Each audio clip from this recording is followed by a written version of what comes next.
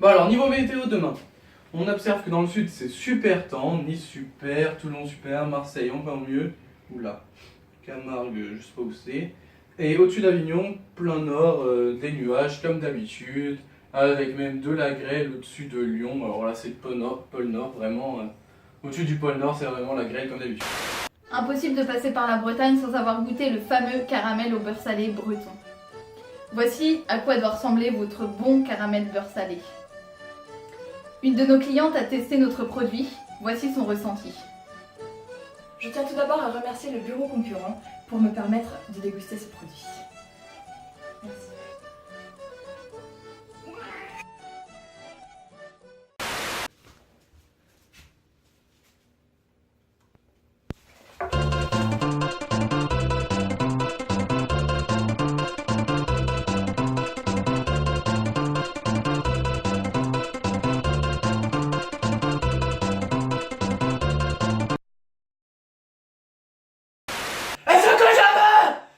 Vous, partout, vous allez le faire gagner, parce que c'est notre projet. Vive Linton et vive l'Europa. On enchaîne maintenant sur un sujet qui fait débat, les conditions déplorables de vie des cailloux. Un de nos journalistes s'est rendu sur les lieux d'une de ces manifestations qui ont lieu. Voici un reportage inédit. En tant que président de l'association Les Cœurs de Pierre, que pensez-vous de la détention actuelle des cailloux dans notre système urbain? Entendez-moi bien, on est en 2017, au 21e siècle, et vous trouvez normal que les cailloux soient détenus dans des conditions aussi déplorables. C'est intolérable. Vous savez très bien que nous sommes voués à nous réincarner en cailloux lors de nos prochaines vies, nos prochaines existences. Donc, des cailloux qui doivent être traités comme nos égaux. Vous trouvez normal qu'ils soient traités de cette manière et gardés dans des cages? Ce n'est pas normal, il faut qu'on agisse.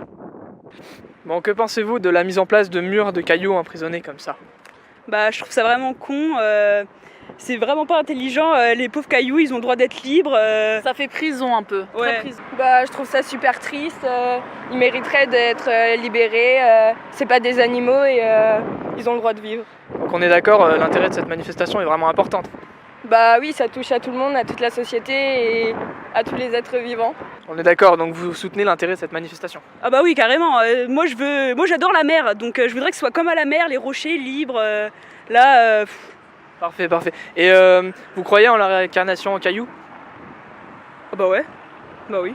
Donc on doit être libre? Bah oui, carrément. Alors là... Sinon quand on nous réincarne, on nous emprisonne? Bah oui, ouais. D'accord. Carbo ou bolo? Corbeau.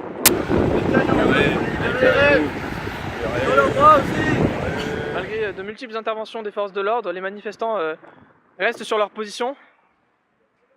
Une grève de la faim est prévue jusqu'à demain soir. A few moments later.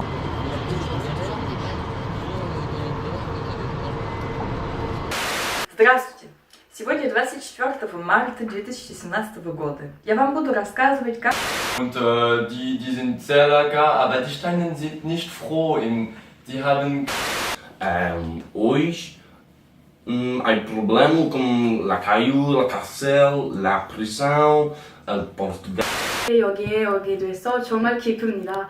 그러다 보니 어느새 오늘이 Vous vous êtes fait fister durant le fameux QCM de Brienne. J'ai le livre qu'il vous faut. Les vertus de l'échec de Charles Pépin.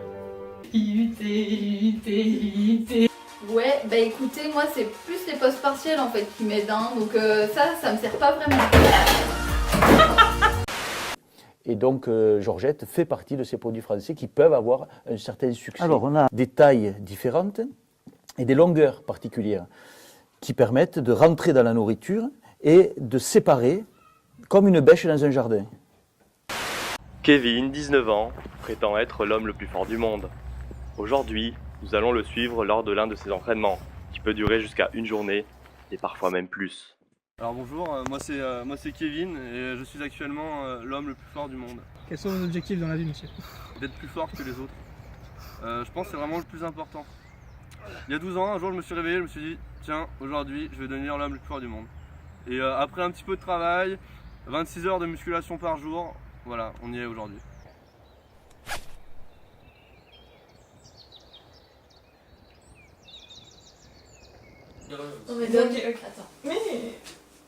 Le plus gros frein à l'usage d'une georgette, c'est le frein culturel. On mange depuis 4 siècles avec des fourchettes, des cuillères, un couteau.